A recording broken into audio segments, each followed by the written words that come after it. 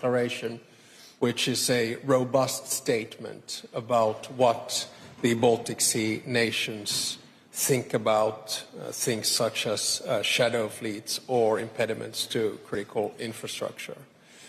The second point is that we will continue to act robustly when critical infrastructure in the Baltic Sea is in danger. And you have, of course, seen the advancement of the way in which we do things, because a year ago a ship got away. In November, a ship was boarded, and of course, after the 25th, the ship was actually confiscated. So we now have the capacity and the tools to act.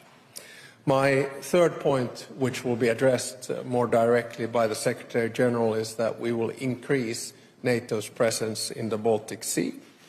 My fourth point is that we will continue to improve the use of modern technology in sussing out activity in the Baltic Sea and on infrastructure. My fifth point is that we will continue to deal with the shadow fleet of Russia robustly.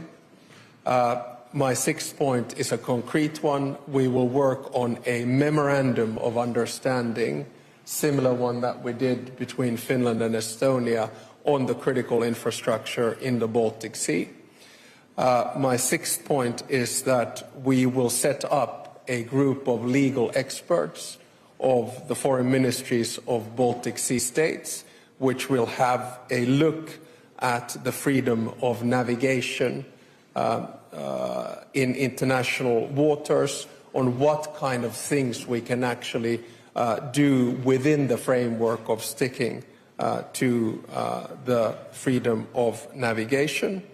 My eighth point is that we will provide a step-by-step report to our allies about the Finnish model that we used as of the 25th of December with the shadow fleet ship in question. My ninth point is that we will continue very close cooperation between NATO and the European Union. And my final and 10th point is that this was a meeting of Baltic Sea allied states, but we will very closely brief our NATO colleagues about the meeting and the conclusions that we drew from it. Please. Thank you, dear Alexander, dear Mark, dear journalists. As Alexander already summed up, this was a good meeting, not only in words, but a very strong and robust joint declaration, which will be available to everybody. For us, I would say from Estonia's side, working together with NATO allies and our Finnish colleagues, I would say that this kind of example that Finland is setting with dealing with the shadow fleets and possible harm doers, or however we like to call them, probably should be a benchmark for the future operations. So this probably is among the topics, the main topics coming from this kind of meetings. And I would say that everybody around the table and those allies that will be in contact later probably could agree that in the future, in Baltic Sea, Danish Straits, everywhere, if the message is sent that you will be dealt with if you harm infrastructure, that probably is the strongest possible response. To coming to today's meeting, I would say that the first thing to welcome is the launch of NATO's operation, that Mark will be much more concrete about it in details. I will say from Estonia's side and as a member of NATO that this prompt response from NATO's Secretary General and SACEUR is very welcomed, and I'm very grateful to our ally, to all the allies for the contributions right now, for the keeping up information coming during the holidays, and also contributions in the future. Second topic is already mentioned that For us, the first thing, talking about critical infrastructure, is the ability to deter and send the message that you should not deal or hamper critical infrastructure, but the second one is ability to repair them.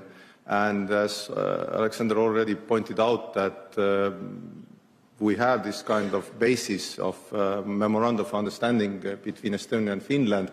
That should be also like a starting point for Baltic Sea NATO members, that how to deal with different infrastructure breaking, because things will happen. If they have happened once, they usually happen twice, after that the third time, and probably will be fourth and fifth. It's most probable.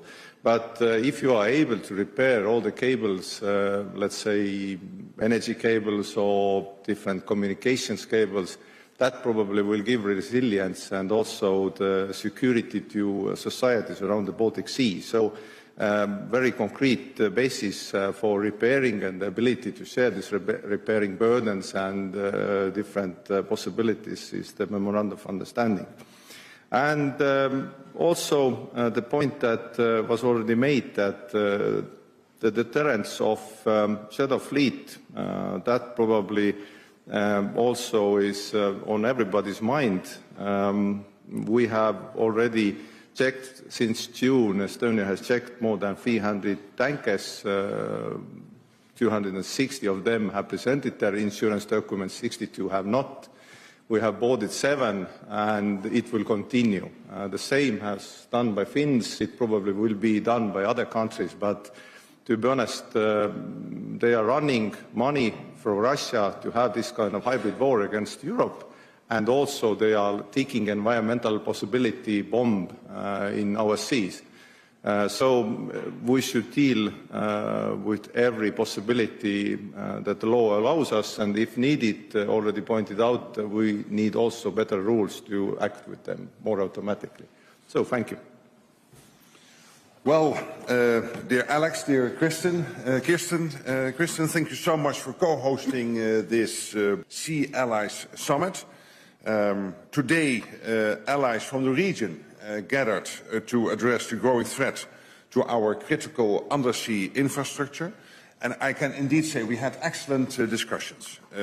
Across the alliance, we have seen elements of a campaign to destabilize our societies through cyber attacks, assassination attempts and sabotage, including possible sabotage of undersea cables in the Baltic Sea, with damage to energy and telecoms cables that are vital for our nation's security and prosperity. In the last 2 months alone, we have seen damage to a cable connecting Lithuania and Sweden, another connecting Germany and Finland, and most recently a number of cables linking Estonia and Finland. Investigations of all of these cases are still ongoing, but there is reason for grave concern. Safeguarding our infrastructure is of utmost importance. Not only is this crucial for energy supply, whether from power cables or pipelines, but more than 95% of internet traffic is secured via undersea cables. And 1.3 million kilometers of cables guarantee an estimated $10 trillion worth of financial transactions every day. Recognizing the risks, allies and NATO have responded. Over the past 2 years, allies have stepped up military patrols near critical infrastructures. In May of last year, we established a new maritime center for the security of critical undersea infrastructure within NATO's Maritime Command in the United Kingdom. We have also intensified coordination efforts between NATO allies, the private sector and other partners. And we are working more broadly with the European Union. But we must do more. Today, I can announce that NATO is launching Baltic Sentry. Under the authority of NATO's Supreme Allied Commander, General Kristen, this military activity is part of our ongoing effort to enhance maritime presence and monitoring of key areas for our alliance. It will involve a range of assets, including frigates and maritime patrol aircraft, among others, and will enhance our vigilance in the Baltic. Second, we have agreed today to launch an initiative to deploy new technologies to this effort, including a small fleet of naval drones to provide enhanced surveillance and deterrence. We are also working with allies to integrate their national surveillance assets with NATO, ensuring comprehensive threat detection. Third, robust enforcement is essential. Finland has demonstrated that firm action within the law is possible. Ship captains must understand that potential threats to our infrastructure will have consequences, including possible boarding, impounding and arrest. And while such law enforcement roles are for national authorities, we are best served when there is complementarity between NATO's efforts to detect threats and deter aggression and national efforts to enforce the law. Lastly, enhancing resilience requires safer, more repairable and more redundant infrastructure. So that means we will work within our critical undersea infrastructure network, which includes industry operators, to better protect and secure vital undersea assets. And we need to explore how best to ensure that the right incentives are in place for more resilient systems. So again, Alex and Kristen, thank you again for hosting us today. I'm confident that by working together with all allies, we will do what it takes to ensure the safety and security, not only of our critical infrastructure, but of all that we hold dear. Thank you. Now it's time for questions, and the first question goes to Lauri Vahur, ERR. Thank you very much. This is Vahur Lauri from Estonian Television News. So we have heard a new word, Baltic Sea Allied States, the BSAS. Congratulations. But my question actually goes to Secretary General. We have the Baltic air policing mission, which is to grow into a Baltic air defense mission, meaning that small states that don't have fighters can have help from other allies who have them. Do we see something similar happening on the Baltic Sea, something like a BSAS Navy that is kind of a navy of smaller states and bigger states that are kind of like a border patrolling, border defense mission? Thank you very much. Well, thank you very much for that question. Of course, what we have to do within NATO and with our allies is always looking at the best way how to organize ourselves. And sometimes that is through the forward land forces. Sometimes it is through jointly working on policing our airspace. But in this case, it is all about protecting the critical undersea infrastructure. And the point I'm trying to make today is that where in the past we would discuss cyber attacks and let's say sabotage and energy blackmail as being a sort of separate set of actions, what we want to show today is that as NATO, with our allies, we will make sure that our deterrence is in the right place, that we are able to exactly assess what is happening, that then the allies, individual allies, are able to take the necessary actions, and that where we would talk in the past about hybrid threats, and it sounds a bit cuddly, hybrid, but hybrid means sabotage, hybrid means cyber attacks, hybrid means sometimes even assassination attempts, and in this case it means hitting on our critical undersea infrastructure, that the alliance will not accept that, and that we will do everything in our power to make sure that we fight back, that we are able to see what is happening and then take the next steps to make sure that it doesn't happen again. And our adversaries should know this. So, to your question, very good that we have all these separate ways of organizing ourselves, and we will be able to do it also in the future. But this is an initiative particularly focused on making sure we can protect our critical undersea infrastructure. And Elina Kervinen, Helsingin Sanomat. Thank you so much. My question is for all of you. Both you, Mr. Secretary General, and Swedish Prime Minister have said recently that we are not at war but not at peace either. What is your assessment at this time of the security situation in light of these 3 cut cables or broken cables recently in the Baltic Sea? And is there an increased threat of a military conflict in the area? Thank you so much. Let me begin by referring to an excellent book that I read a few years back. It's by Mark Leonard, and the book is called The Age of Unpeace. And in many ways, I think that describes the world that we live in today. So the things that were supposed to bring us together, such as trade, interdependence, technology, or energy, or currency, they're now used to tear us apart. But there should be a clear distinction. On one hand, you have traditional kinetic warfare. That is what we see in the battlefields in Ukraine. And then on the other side, you have, no matter how you define it, hybrid warfare of sorts. And we are seeing those types of activities on the increase in so many different ways, especially coming from Russia.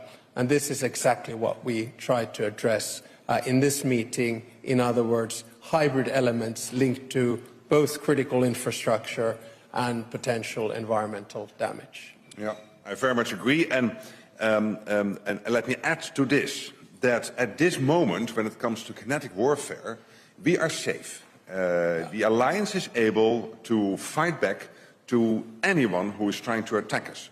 My biggest worry is that in 4 or 5 years we are not. If we will not invest more in our collective defense, if we will not do more to ramp up our industry production. That is why I made that comment. Yes, at this moment we are facing these acts of sabotage and assassination attempts and energy blackmail. So all these destabilizing actions, the so-called hybrid warfare. But at the same time, when it comes to 4 or 5 years, when we look at this moment, what the Russians are producing in 3 months, we are producing in a year, and we is from Los Angeles up to and including Ankara, so the whole of the alliance.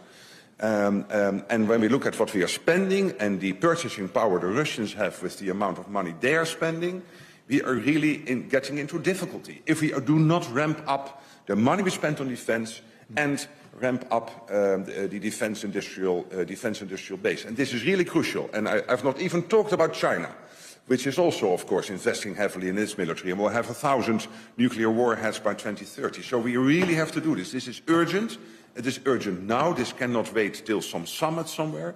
We really have to get this done in the next couple of months. And, of course, the Hague summit will then play a big role here. I would say the assessment is probably the same.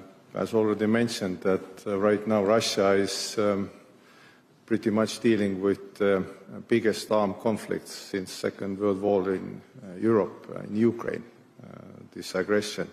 But Estonia has also been under constant cyber attacks on the cyber domain since 2007. And I would say that we are trying to attribute those attacks to countries doing them, and mostly done by Russia, by state players, criminal players, and so on. And the number has not gone down.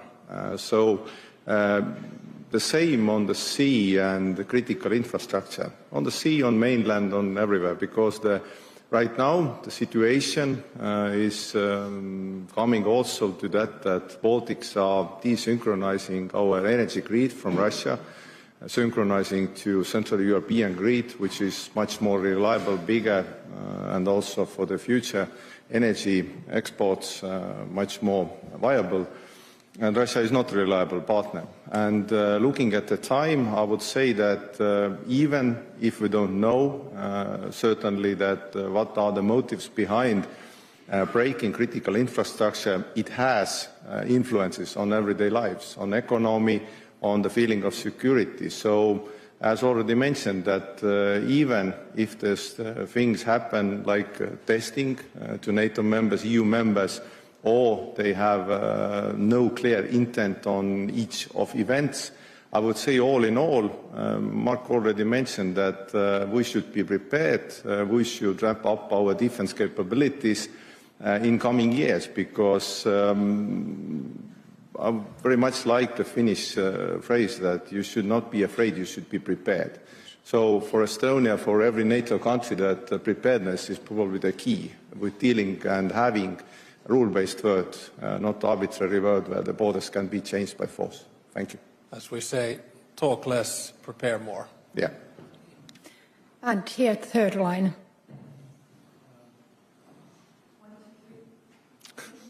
Thank you. Hi, Terry Schultz with Deutsche Welle. To all three of you, this morning, even in the doorsteps, we heard, sorry, it's my voice, though. This morning, we heard different approaches among the leaders, the national leaders, about how assertive they're willing to be. From what you're saying now, there's been agreement that the Finnish approach is the way to go, that this is the way to deter the shadow fleet vessels from taking other malign actions. Do you have that agreement that within NATO, all the Baltic Sea countries, for example, Germany, are going to be willing to follow this model, that you will train law enforcement officials to scale the boats if necessary, to do what Finland did with the Eagle S? And is this possible under the current law of the sea, interpretation of the current law of the sea, without changes in the law, which of course would take a long time? Thank you very much. Well, obviously it's up to each ally to act at the end of the day when something is happening. But what we are very clear about is that the shadow fleet is a big issue, not only because of sanctions circumvention and because of what happened with the cable cutting, and the big environmental risks we are running through the shadow fleet. But we also all agree that we want to maintain UNCLOS, that means the law of the sea. But within UNCLOS a lot is possible. And anyone listening to this press conference thinking that UNCLOS would prevent any of the allies within NATO to act when that is necessary would be wrong. There are many options and possibilities to do that. I'm not going into all the details because that is legally, of course, extremely, we have to go to all the details of the legality. But I can assure you that we are all very much committed to make sure that our critical undersea infrastructure is protected. Of course, what we want to do is to do the max to cut off the Russians from this money. So at the end of the day, it's really all about cooperation. So just like Mark said, the actual activity or action when a situation happens is national.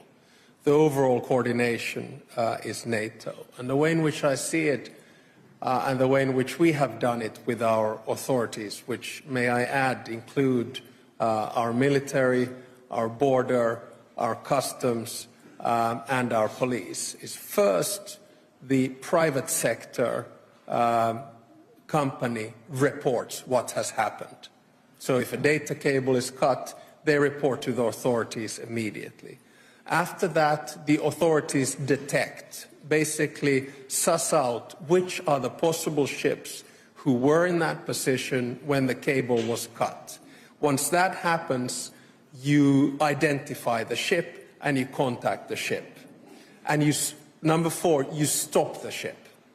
Because what happened in this particular case, had it continued for another 12 minutes, the carnage would have been much worse than the 4 basic cables that were there. So we were able to stop it. After that, you ask the ship to move into your territorial waters, and then you can board the ship. Now, what we do with the working group that we set up with the legal experts from our foreign ministries is to understand what are the specific measures that can be taken. So, for instance, in Finland we have a law that despite the freedom of navigation, if we are on the verge of a possible natural catastrophe, environmental catastrophe, say an oil spill, then we have the authority to board the ship. And I must say that just the fact that we were successful in this third instance has also led to the fact that the responses that we have gotten in other instances have been an understanding that the Finns will act in these types of situations. Yeah, I would add that for us it's the question that how everybody will respond. Already, as Alexander mentioned, that it's pretty much on up to each member state, but also collectively setting some kind of benchmark and set of rules. And we, as partners, allies, probably are looking up to Finns. And I would say that next times, if we have like a threat or sabotage attempt towards critical infrastructure, probably the Finnish attitude should be a benchmark. And that is what we are talking around the table, that this should be the way we are dealing with very automatically. And also we are setting up different systems to have this kind of information better running between the countries, because Estonia and Finland have close cooperation, as different countries do. But the possibility that we will have questions about infrastructure, which is critical in the future, or environmental questions that will probably be big questions in our seas, it's very probable. So I would say we should emphasize that Finnish action right now is a benchmark we should follow. And after that, we will have a set of rules and procedures running up, and that probably will also send a signal to everybody that this is the way they will be dealt with if they try to sabotage or harm environment here. Thank you. And next question to Herman Kelomies, Delphi. Thank you very much. This is a question to all three of you about something that the Polish national broadcaster reported on barely an hour ago. Let me read to you. A Russian Shadow Fleet vessel has circled over a stretch of pipeline carrying Norwegian gas to Poland in the Baltic Sea, a source in the Polish Foreign Ministry has told the outlet. What I'm wondering is, has Mr. Tusk briefed you on this? Have you had a discussion about this? And is this perhaps a message to this summit? And a more broader question here is, you talk a lot about robust measures and punishment of perpetrators and all sorts of sanctions, but do I understand correctly that prevention, at the end of the day, prevention of these kinds of attacks will not be completely possible, basically ever? Well, I mean, the first lesson to draw from all kinds of situations like this is to stay cool, calm and collected. And if an event has happened 1 hour ago, and yes, we have been informed about it, but not directly yet by Prime Minister Tusk, we assess the situation, we look at the facts, and then base our activity on that. The more serious point, I think you're absolutely correct. You cannot prevent all actions of sabotage. And that's why it's so important that you have varying sources of, say, energy, or you have various sources of data cables that you can convert to, because that's the key in these types of situation. And I think that's one of the most important reasons why we also do a assessment of critical infrastructure in general. Remember, you have to ask yourself, in these 3 cases that we've seen in the past year, how much damage has been done to the general public in terms of energy receiving and in terms of data cables? Pretty much zero. That's because we have alternative sources. But now we need to find out ways. And one suggestion that was made in the room was that perhaps we should have one of these correcting vessels in the Baltic Sea all the time, because it takes time for them actually to come into the Baltic Sea. So many different options, but I don't think I can at least take issue yet with the reported hit that you mentioned. I completely agree with the reaction you just gave. Nothing to add. Yeah, a few words that, as already mentioned and as already asked, that it's quite probable that as in cyber domain you cannot protect every computer, working station, every plant. The same probably with critical infrastructure. The sea is connecting you to the world. You are neighbor, everybody is neighbor to Russia, China, whoever.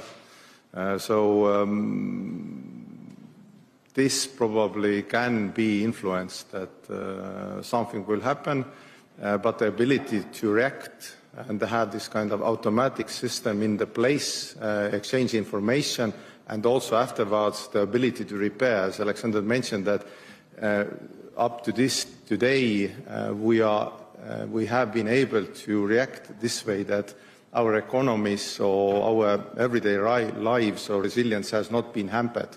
But if you look at the energy, economy, environment, everything, it can be influenced much stronger. So it's the ability to react, also mop it up and deal later. Who has done and why. These are two abilities that we need. So one is NATO's operation running, countries running this kind of deterrence operation. The second one is our joint ability with European allies and everybody in the world to repair everything much faster so that the society will not be influenced by this kind of attacks. And, you know, when you face new challenges, you react to them. I mean, the good example is 2007 when there was a cyber attack on Estonian banks. I mean, those kinds of cyber attacks, we don't even flinch anymore because our systems are so advanced that we're able to fight them off. And this is what also protecting critical infrastructure in the Baltic Sea is about. You live and learn. You detect, you try to prevent, and then you repair and cause minimal damage to society. Marie Stenroos, Finnish Broadcasting Company. Hi. Could you be more detailed on the operation which could happen on Baltic Sea? What kind of a protective operation, presence, measures there will be on the Baltic Sea? For example, how many military vessels to prevent further damage happened? No, very good question. And of course, for the past 2 years already, as you know, allies have stepped up military patrols near critical infrastructure. Baltic Sentry will encompass more ships, maritime aircraft patrols, submarine satellites and surveillance drones. I'm not going into detail how many ships exactly, because that might differ from 1 week to another, and we don't want to make the enemy any wiser than he or she is already. What matters is that we will employ the right military assets in the right places at the right time to deter future destabilizing acts.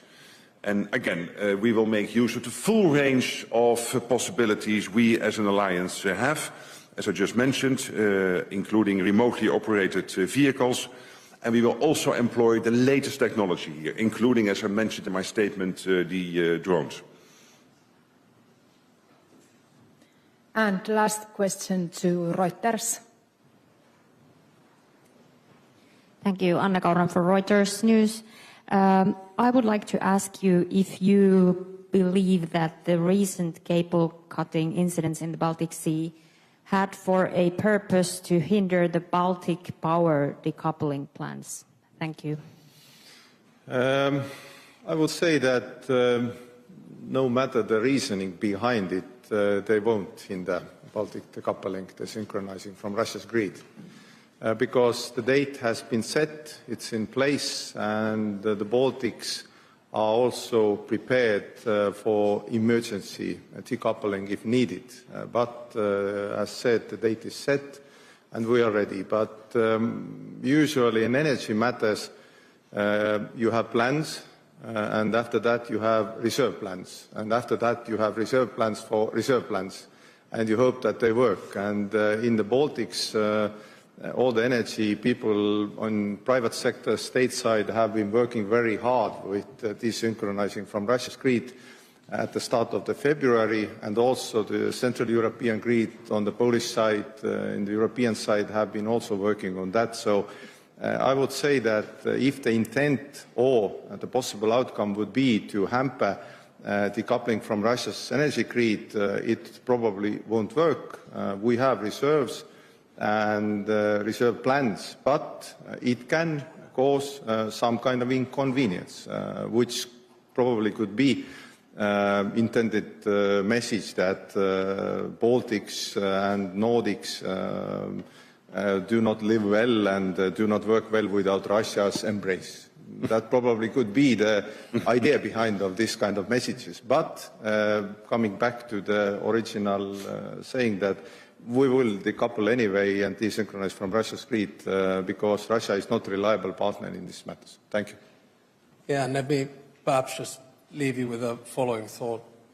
When we're talking about attacks on critical infrastructure, at the end of the day, it really doesn't matter who did it and why they did it, because the consequences are always the same.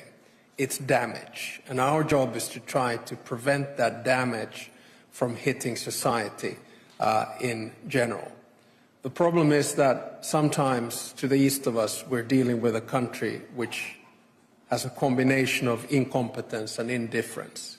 And when that happens, I think we have to be always prepared and therefore try to stay at least one step ahead.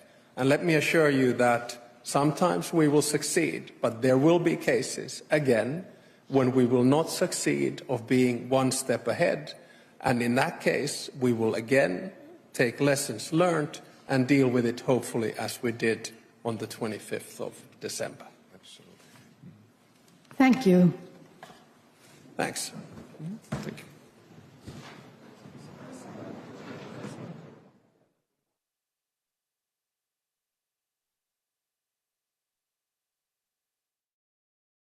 you.